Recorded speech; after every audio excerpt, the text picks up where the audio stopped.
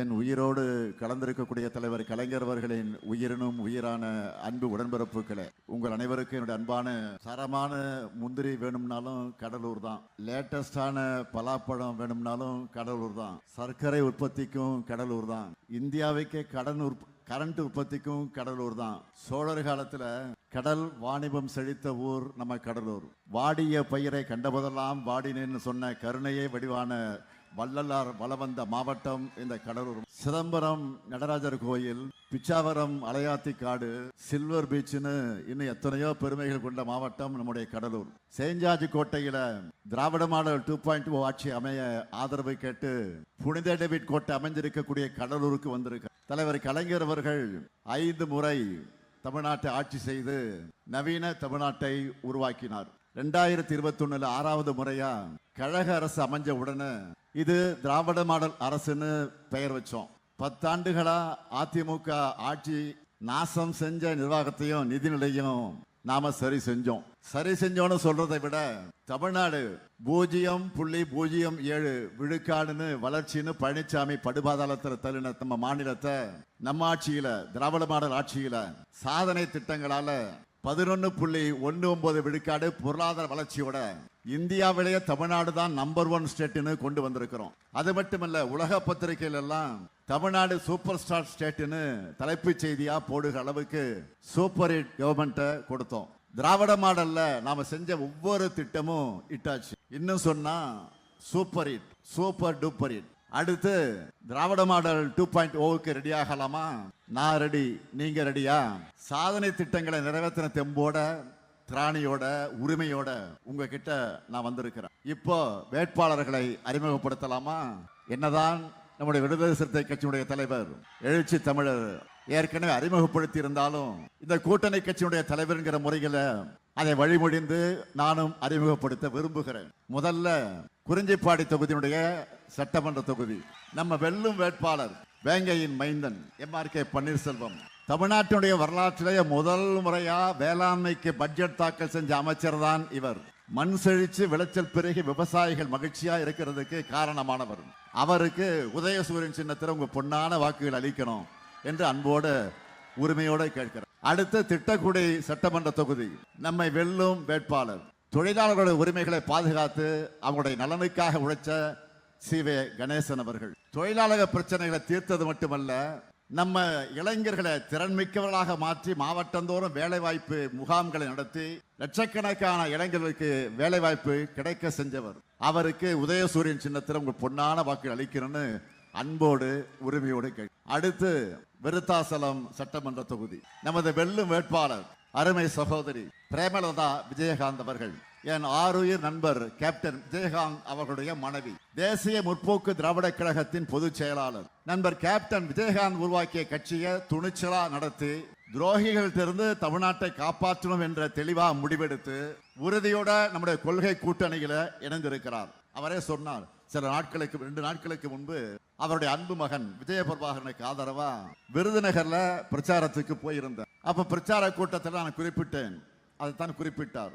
மக்கள் ஆணையிட்டால் படத்துல என்னுடைய ஆருயிர் நண்பர் கேப்டன் விஜயகாந்த் அவர்களுக்கு பாட்டு பாடி வாக்கு கேட்டதை ஞாபகப்படுத்தி நாங்க பேசியிருந்தேன். அதைத்தான் குறிப்பிட்டு சொன்னார்.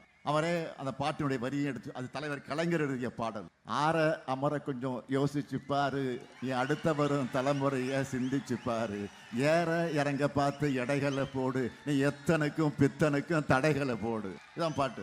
இன்று சகோதரி பிரேமலதா விஜயகாந்த் அவர்களுக்கு உங்கள் ஆதரவை கேட்டு கடலூருக்கு வந்திருக்கிறேன். சகோதரி அவர்கள் சமீபத்தில் ஒரு கூட்டத்தில் பேசுனதை பார்த்தேன். இங்கேயும் கூறியிருக்கிறார், இந்த கூட்டணி முன்னாடியே அமையலன்னு நான் ஃபீல் பண்றேன்னு சொல்லி இருந்தாங்க. உண்மைதான், இது எப்பவோ அமைந்திருக்க வேண்டிய கூட்டணி தான். பரவாயில்லை, லேட்டா வந்தாலும் லேட்டஸ்டா நம்ம கூட்டணியில இணைஞ்சிருக்காங்க. நிச்சயமா பெருவாரியான வாக்கு வித்தியாசத்துல அவர்கள் வெற்றி பெறுவாங்க. எப்படி 2006 கேப்டனுக்கு வெற்றியை தந்தது மாதிரியே 2026 தேர்தலில் சகோதரி பிரேமலதா அவர்களுக்கும் முரசு சின்னத்தில் நீங்க வாக்களித்து வெற்றி பெற வைக்கணும் என்று உரிமையோடு நான் கேட்கிறேன். அடுத்து காட்டுமன்னார் கோயில் சட்டமன்ற தொகுதி என்னுடைய இனிய சகோதரர் எழுச்சி தமிழர் தொல் திருமா அவர்கள் ஆதரவு பெற்ற நமது வெல்லும் வேட்பாளர் விடுதலை சிறுத்தை கட்சியை சார்ந்த ஜோதிமணி அவர்கள். ஒடுக்கப்பட்ட மக்களுடைய ஒளிவிளக்காக திகழ்ந்த பெரியவர் இளைய பெருமாளுடைய அருமை மகன் பொறியாளராக இருந்து பொது தொண்டு ஆற்றும் ஆர்வத்தோடு களம் காண்க. அவருக்கு பானை சின்னத்தில் உங்களுடைய பொன்னான வாக்குகள் அளிக்க வேண்டும் என்று அன்போடு உரிமையோடு கேட்டு. அடுத்து கடலூர் சட்டமன்ற தொகுதி நமது வெள்ளு வேட்பாளர் காங்கிரஸ் பேரியக்கத்தை சார்ந்த AS சந்திரசேகரன் சட்டக்கல்லூரியிலே படித்த காலத்திலேயே காங்கிரஸ் தொண்டராக சேவையாற்ற தொடங்கினார். இன்றைக்கு தமிழ்நாடு காங்கிரஸ் கமிட்டியின் மாநில செயலாளராக செயல்பட்டு வரும். அவருக்கு கை சின்னத்தில் உங்களுடைய பொன்னான வாக்குகளை அளிக்கணும். அடுத்து சிதம்பரம் சட்டமன்ற தொகுதி நமது வெள்ளு வேட்பாளர் மனிதநேய ஜனநாயக கட்சியினுடைய தலைவர் தமிமுன் அன்சாரி அவர்கள் சிறுபான்மை சமூக மக்களுடைய உரிமைகளுக்காக தொடர்ந்து குரல் கொடுக்கக்கூடியவர். விவாதங்களிலும் ஏன் ஏற்கனவே சட்டமன்றத்தில் ஆணித்தரமாக பேசி தன்னுடைய ஆற்றலை வெளிப்படுத்தி அவருக்கு உதயசூரியன் சின்னத்தினுடைய பொன்னான வாக்குகளை அளிக்க வேண்டும் என்று நான் அன்போடு உரிமையோடு கேட்டேன். அடுத்து நெய்வேலி சட்டமன்ற தொகுதி நமது வெல்லும் வேட்பாளர் சபா ராஜேந்திரன் அவர்கள் 2006, 2016, 2021 என்று 3 முறை உங்களுடைய குரலா சட்டமன்றத்தில் ஒழிச்சு நெய்வேலி மக்களோட உயர்வுக்காகவும் தொகுதியின் மேம்பாட்டுக்காகவும் தொடர்ந்து பணியாற்றி கொண்டிருப்போம். அவருக்கு உதயசூரியன் சின்னத்தில் நீங்கள் உங்கள் பொன்னான வாக்குகளை அளிக்க வேண்டும். அடுத்து பண்டோட்டி சட்டமன்ற தொகுதி நமது வெல்லும் வேட்பாளர் கொள்கை தோழமையாக விளங்கக்கூடிய விடுதலை சிறுத்தை கட்சியை சார்ந்த அப்துல் ரஹ்மான் அவர்கள் நம்முடைய எழுச்சி தமிழர் தொல் திருமா அவர்களுடைய அன்பை பெற்றவர். ஒடுக்கப்பட்ட மக்கள் சிறுபான்மையினரிடையே ஒற்றுமைக்காக பாடுபடக்கூடியவர். அவருக்கு பானை சின்னத்தில் உங்களுடைய பொன்னான வாக்குகளை வழங்கிட வேண்டும். அடுத்து புவனகிரி சட்டமன்ற தொகுதி நம்முடைய வெல்லும் வேட்பாளர் துரை கி சரவணன் நம்முடைய உள்ளத்தில் நிறைஞ்சு வாழக்கூடிய டாக்டர் துரை கிருஷ்ணமூர்த்தி அவருடைய அருமை மகன் திமுக பொறியாளர் அணியை வழிநடத்தி கொண்டிருக்கிறார். சிதம்பரம் மற்றும் புவனகிரி சட்டமன்ற உறுப்பினராக இருந்து மக்களுடைய குரலை எதிரொலிச்சவர். ஆக கடலூர் மாவட்டத்தில் 9 வெற்றி உறுதியா 100க்கு 100 அடிக்கணும். கடலூர் மாவட்டம் தயாரா? இன்னும் சத்தமா தயாரா? 100க்கு 100 தயாரா? இன்னும் சத்தமா?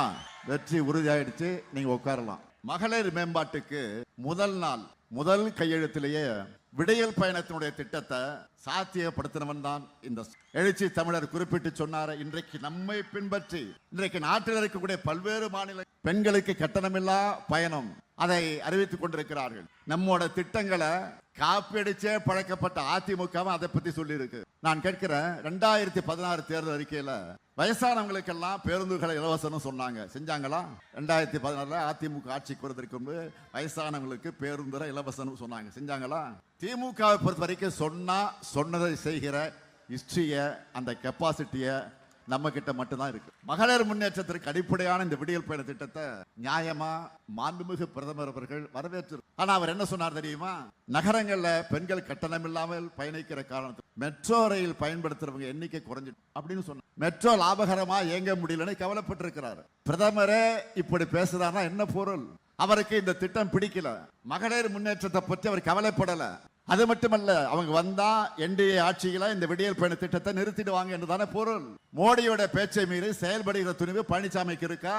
நிச்சயம். இங்க இருக்கக்கூடிய மகளிரை கேட்கிறேன், உங்களுடைய உரிமையான விடியல் பயணத்தை அதிமுக அடிமைகள் நிறுத்த நீங்க அனுமதிக்க போறீங்களா?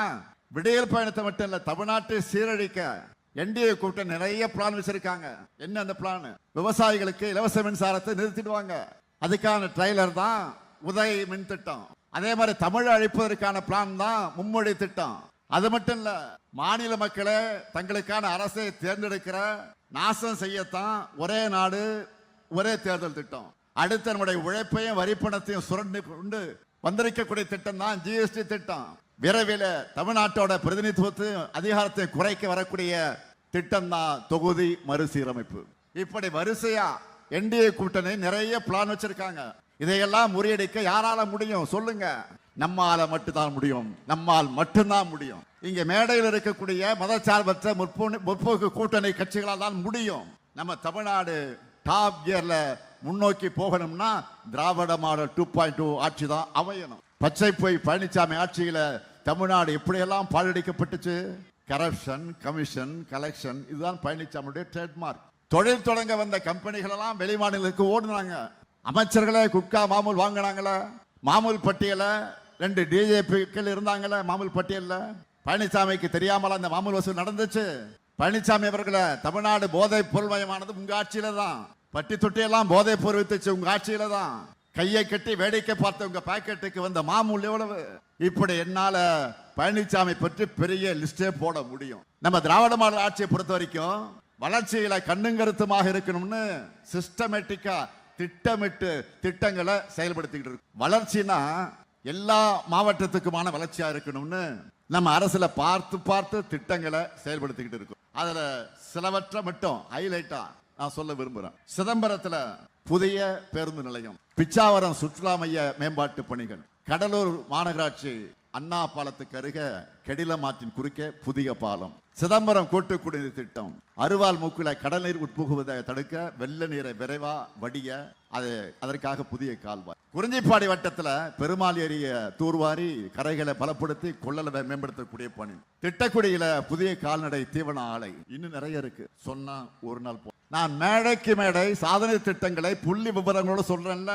நான் கேட்கிறேன், என்றைக்காவது ஒரு நாள், ஏன் ஒரே ஒரு நாள் பழனிசாமி தன்னுடைய சாதனைகள் இதுன்னு பட்டியல் போட்டு பேசி இருக்க? என்றைக்காவது ஒரே ஒரு நாள் சொல்றதுக்கு சாதனை ஏதாவது பழனிசாமி இருக்கா? இல்ல. அதனாலதான் அவருடைய பேச்சு என்பது, அவருடைய முழு பேச்சு என்பது முழுக்க முழுக்க பொய்களும் அவதூறுகளும் நிறைஞ்சிருக்கு. அவர் மட்டுமா, அவருடைய எஜமானர்களாக இருக்கக்கூடிய பாஜக கூட எதுவும் சொல்ல. தமிழ்நாட்டுக்குன்னு எந்த திட்டத்தையும் அவங்க செஞ்சதுக்கு செய்யற வழக்கமான திட்டங்களை கூட எப்படியா செய்யக்கூடாதுன்னு நினைக்கிறவங்க. அதுதான எக்ஸாம்பிளுக்கு எங்கேயும் தேடி பக்கத்திலேயே, அது நேற்று நடந்தது. சிதம்பரம் பக்கத்துல கொள்ளாற்றுக்கு முன்னாடி தேசிய நெடுஞ்சாலையில 6433 கோடி ரூபாயில புதுசா கட்டி இருக்கக்கூடிய மேம்பாலம் திடீர்னு உள்வாங்கி இருக்கு. இதுதான் பாஜக திட்டங்களுடைய குவாலிட்டி. இதனாலதான் அவங்க சொல்லிக்கொள்ள சாதனைகள் எதுவும் இல்லை. முன்னேறி எப்படி போகுதோ பின்னேறும் அப்படியேதான் போகும். தரந்தாண்டு கொச்சைப்படுத்தி பேசுறது பழனிசாமி கோவுக்கு புதுசு இல்ல. ஏற்கனவே லிப்ஸ்டிக் பஸ் சொன்ன அவர் கூட இருக்கக்கூடிய அறவேக்காடுகள் சும்மா இருப்பாங்க. சி.வி. சண்முகம், எம்.ஆர். விஜயபாஸ்கர், திண்டுக்கல் சீனிவாசன் பேசுறது திரும்ப கூசு. பெண்களை ஈடுபடுத்தக்கூடிய RSS சங்கி கூட்டமா அதிமுக மாறி இருக்கு. இப்போ அதிமுக அல்லது அமித்ஷா திமுகவாக மாறி இருக்கு. நம்ம திராவிட மாடல் அரசு எண்ணற்ற முற்போக்கு திட்டங்களை செயல்படுத்திக்கிட்டு இருக்கோம். அதனாலதான் பெண்கள் எல்லாம் இன்றைக்கு டிஎம்கே கவர்மெண்ட் எங்க கவர்மெண்ட் பெருமையோடு. உங்க உரிமை தொகை தடுக்கணும்னு யார் நினைச்சாலும் அந்த சதி திட்டம் தோன்றும் போதே அதை உடைப்பான் இந்த ஸ்டாலின். அதற்கு சாட்சி தான் பிப்ரவரி 13. அந்த நாள் உங்களுக்கு ஞாபகம் இருக்கா? பிப்ரவரி 13 காலையில விடியும் போது அலாரம் மாதிரி 5000 ரூபாய் வந்துருச்சுன்னு மெசேஜ் தானே 1,30,00,000 வீடுகளை ஒழிச்சுதுன்னு சொல்றதை விட மகிழ்ச்சியை கொடுத்துச்சு. நல்லவங்களுக்கு மகிழ்ச்சியை கொடுத்துச்சு. தமிழ்நாட்டை நாசப்படுத்த நினைக்கிறவங்களோட நிம்மதியை கெடுத்துச்சு. இப்போ பழனிசாமி காப்பி அடிச்சு அந்த உரிமை தொகை உயர்த்துவோம்னு சொல்லி துரோகத்தின் முழு உருவமான பழனிசாமி அவர்களை ஏற்கனவே கடந்த தேர்தலே உங்களுடைய பொய் வாக்குறுதிகளை நம்பாம மக்கள் உங்களை புறக்கணிச்சுட்டாங்க. இப்போ உரிமை தொகை வாங்குற பெண்களை கொச்சைப்படுத்தி எந்த முகத்தை வச்சுக்கிட்டு புது வாக்குறுதியை கொடு. சில நாட்களுக்கு முன்னாடி அதிமுகவோட 10 ஆண்டுகள் ஆட்சியில தேர்தல் அறிக்கையில சொன்னதையெல்லாம் நிறைவேற்றலன்னு சொன்னேன்னு அதுக்கு இது வரைக்கும் பதில் சொன்னீங்களா? ஆனால் நான் சொன்னதையெல்லாம் செஞ்சு முடிச்சு தமிழ்நாட்டில் அடுத்த கட்ட வளர்ச்சிக்கு சூப்பர் ஸ்டாரை நான் களத்தில் இறக்கி இருக்கிறேன். அதுதான் இந்த சூப்பர் ஸ்டார் யாருன்னு கேட்டா சின்ன குழந்தை. இந்த தேர்தல் அறிக்கையும் சொல்லும். இங்க இருக்கக்கூடிய மகளிரை உங்களுக்காக ஸ்பெஷலா கொண்டு வந்திருக்கக்கூடிய திட்டம் தெரியும்ல, ஸ்பெஷலா இல்லத்தரசி திட்டம். எவ்வளவு கூப்பனு? எவ்வளவு? 8000. இந்த கூப்பனை வச்சு உங்களுக்கு தேவைப்படுகிற வீட்டு உபயோக பொருளை புதுசா வாங்கிக்கலாம். இல்லைன்னா பழைய பொருளை எக்ஸ்சேஞ்ச் பண்ணி புது பொருளை வாங்கிக்கலாம். உங்களுக்கு பிடிச்ச கடையில உங்களுக்கு பிடிச்ச பிராண்டை வாங்கிக்கலாம். அது மட்டும் இல்ல, இல்லத்தரசிகளுக்கு இனிமேல் உரிமை தொகையாக 1000 இல்ல 2000. நாம கொண்டு வந்திருக்கக்கூடிய காலை உணவு திட்டம் குழந்தைகளுடைய பசியை போக்குற திட்டம் மட்டும் இல்ல, இல்லத்தரசுடைய பணிச்சுமையை குறைக்கிற திட்டம். இனிமேல் காலை உணவு திட்டம் 5ஆம் வகுப்பு வரை மட்டும் இல்ல 8ஆம் வகுப்பு வரை விரிவாக்கம் செய்ய போறோம். கூடுதலா 15 லட்சம் குழந்தைகள் சாப்பிட போறாங்க. இது மட்டும் இல்ல, புதுமை பெண் திட்டத்திலையும் தமிழ் புதும் திட்டத்திலையும் இனிமேல் 1000 அல்ல 1500. உயர்கல்வி முடிச்சு 5 லட்சம் இளைஞர்கள் வேலை வாய்ப்பு பெறக்கூடிய வகையில் நான் முதல் திட்டத்தில் 1500 ரூபாய் உதவித்தொகையோட 6 மாசம் பயிற்சி வழங்கும். விவசாயிகள் நிறைந்த மாவட்டம் இது. மகிழ்ச்சியான ஒரு அறிவிப்பு. ஏற்கனவே படிச்சிருப்பீங்க. 20 லட்சத்துக்கு அதிகமான உழவர்கள் பயன்பெறக்கூடிய நவீன மின்சார பம்பு செட்டுகளை வழங்க போறோம். மகிழ்ச்சியா?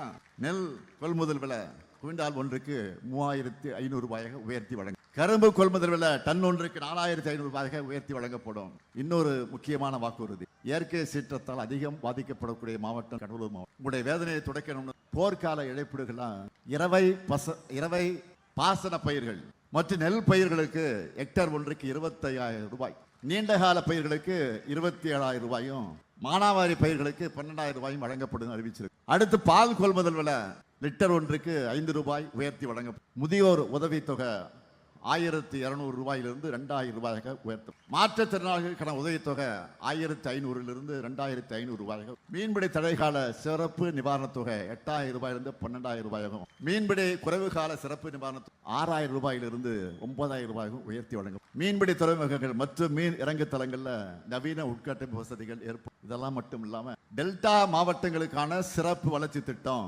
கடலூர் மாவட்ட அரசு மருத்துவக் கல்லூரி மருத்துவமனையில் புற்றுநோய்களுக்கான நவீன சிகிச்சை வசதிகள் ஏற்படுத்தப்படும். கடலூர் துறைமுகம் உலக தரத்தில் மேம்படுத்தப்படும். இவ்வளவு நேரம் கொஞ்சம் தான், தேர்தல் வரைக்கும் ஏராளமா இருக்கு. நம்ம திராவிட மாடல் ஆட்சியில பெண்களுடைய முன்னேற்றம் மட்டுமல்ல, நம்ம இளைஞர்களுக்கும் தரமான கல்வி கிடைக்கணும், திறன் மேம்பாடு அடையணும், உயர்ந்த வேலைவாய்ப்புகள் கிடைக்கணும்னு பாடுபடுறோம். கல்விதான் யாராலும் பறிக்க முடியாத சொத்துன்னு நான் சொன்னது மட்டும் இல்ல, பலமுறை சொல்லிக்கிட்டே இருக்கேன். கல்விக்காக யார் பேசினாலும் அவங்கள மனசார நான் பாராட்டிக்கிட்டு இருக்கேன். அப்படித்தான் இதே கடலூர் சாத்திப்பட்டு கிராமத்தை சார்ந்த செல்ல பசங்க 2 பேர், தேவாவையும் பேர் சொல்லுங்க, தேவா ஜீவா, தலைமைச் செயலகத்துக்கு அழைச்சு பார்த்திருப்பீங்க. அதே போல நான் முதல் திட்டத்துல இதே கடலூர் மாவட்டம் வேக கொள்ளையை சார்ந்த இந்துமதி, வடக்குத்து பகுதியை சார்ந்த பத்மாவதி கடந்த ஆண்டு யூபிஎஸ்சி தேர்வில் வெற்றி.